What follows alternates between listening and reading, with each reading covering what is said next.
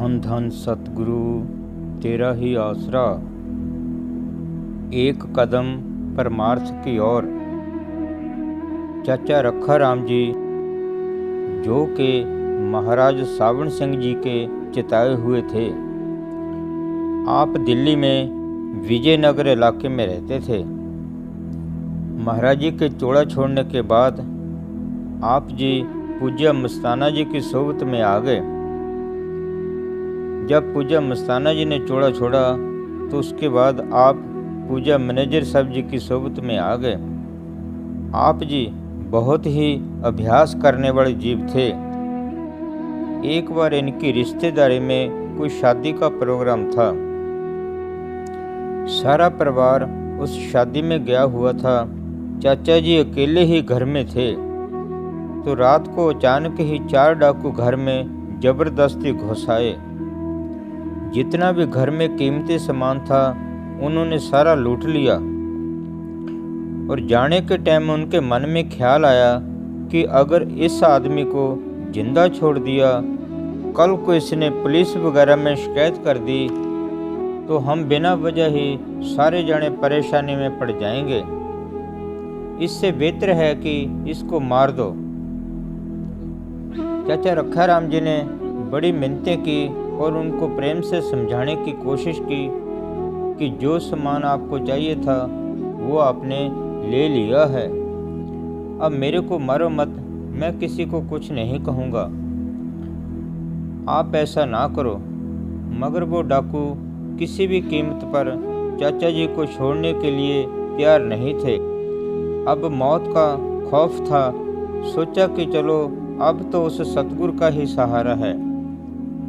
उन्होंने डाकुओं से कहा कि मेरे को पता है आप मेरे को छोड़ेंगे नहीं, बस मेरी आपसे एक ही बेनती है कि मेरे को थोड़ी देर के लिए अकेला छोड़ दो। मैं अपने आखिरी वेले अपने सतगुरु को याद कर लूं। इस बात के लिए डाकू मान गए कि जो करना है जल्दी करो, हमारे पास इतना टाइम नहीं है। अब मौत सामने देख रही थी। अंदर से जितने भी दुनियादारी के ख्याल थे सारे निकल चुके थे। जैसे ही आप थोड़ी देर के लिए भजन पे बैठे, अंदर सतगुरु से बेनती की कि हे सतगुरु, ये मेरा कौन सा कर्म है, मेरे ऊपर दया करो, इन डाकुओं से मेरे को बचाओ। जैसे ही दीनता और प्यार से अंदर बेनती की तो अंदर सूक्ष्म रूप में महाराज सावण सिंह जी ने दर्शन दिए और उन्होंने फरमाया कि देखो बात ऐसी है कि आपने इन चारों को अलग अलग 4 जन्मों में मारा है।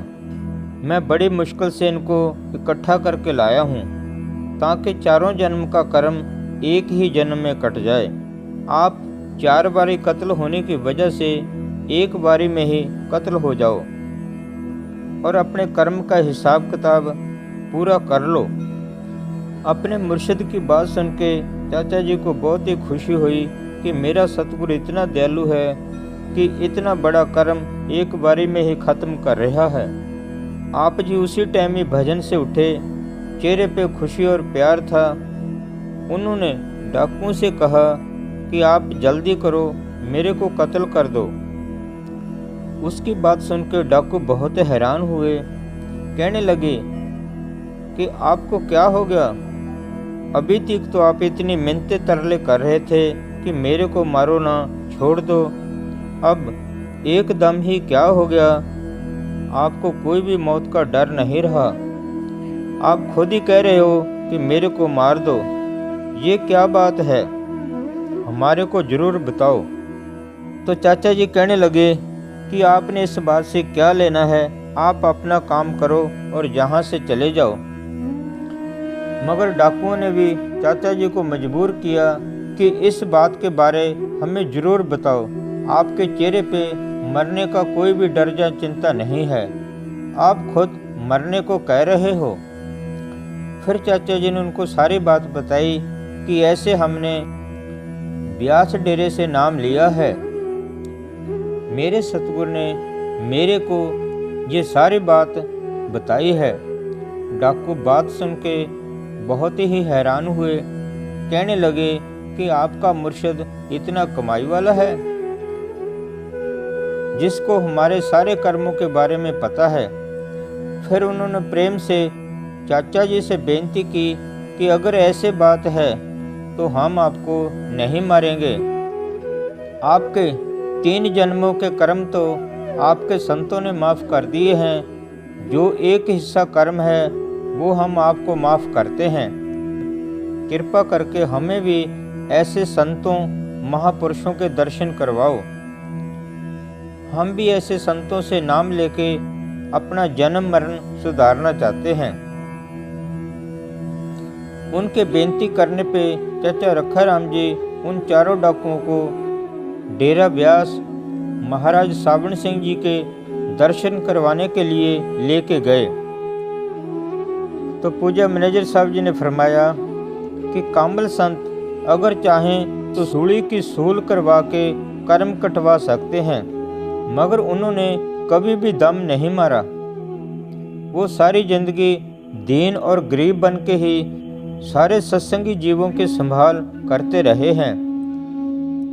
10वें पातशाह श्री गुरु गोबिंद सिंह जी महाराज अपनी वाणी में फरमाते हैं, जो हमको परमेश्वर उचरे सो नरक कुंड में परे, मोह को दास तबन का जानो, जामे भेद न रंच पछाणो। कि मैं तो उस सतगुरु का दास हूँ, ना ही मैं संत हूँ ते ना ही मैं सतगुरु हूँ। यही तुलसीदास जी फरमाते हैं, तुलसी में नीच निकम्मा। कबीर जी भी दीनता से बेनती करते हुए फरमाते हैं, कबीर हम सब ते बुरे, हम तज भलो सब कोय, जिन ऐसा कर बूझिया मीत हमारा सोए। इस बात में कोई शक नहीं कि जिस पेड़ को जितना ज़्यादा फल लगेगा वो उतना ही ज़्यादा झुक जाता है। धन धन सतगुरु तेरा ही आसरा।